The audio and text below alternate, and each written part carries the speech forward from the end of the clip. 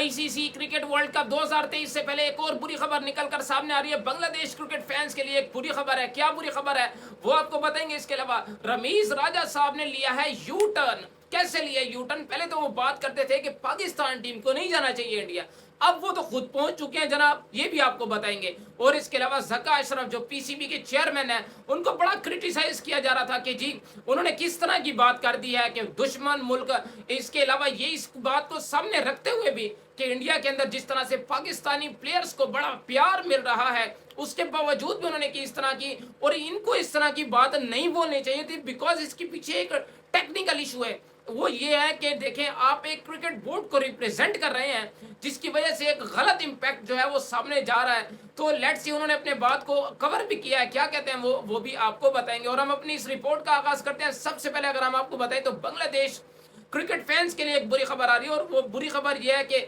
शाकिब उल हसन साहब warm up match से पहले अगेंस्ट जो श्रीलंका वार्म अप मैच था उनसे पहले प्रैक्टिस सेशंस के दौरान हुए इंजर्ड, चोटिल हो चुके हैं और 2 वार्म अप मैच भी वो नहीं खेलेंगे। इसके अलावा जो पहला उनका वर्ल्ड कप का मैच है वो भी मिस करने वाले हैं। और इसके अलावा आपको बताता चलूं तो रमीज राजा साहब ने लिया है बड़ा जबरदस्त यू टर्न। और उनका पहले तो मानना था, पहले तो उनका प्रिंसिपल स्टांस था जब वो क्रिकेट बोर्ड के चेयरमैन थे, और उनका एक बड़ा जबरदस्त प्रिंसिपल स्टांस था। वो कहते थे कि अगर पाकिस्तान नहीं आता इंडिया एशिया कप खेलने के लिए तो फिर हमें भी नहीं जाना चाहिए आईसीसी क्रिकेट वर्ल्ड कप 2023 खेलें।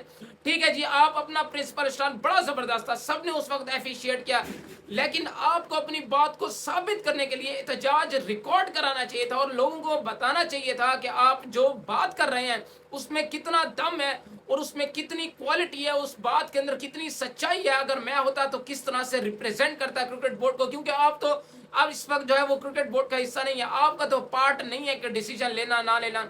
लेकिन आपको कम से कम, जब आपको आईसीसी की तरफ से कहा गया था कि जी इंडिया आपने जाना है वर्ल्ड कप कवर करने के लिए, वर्ल्ड कप की जो है वो कमेंट्री का आप हिस्सा रहने वाले हैं, तो आप फौरन रिजेक्ट कर सकते थे कि जी अगर एशिया कप खेलने के लिए पाकिस्तान नहीं आता इंडिया तो मुझे भी किसी सूरत नहीं जाना चाहिए था।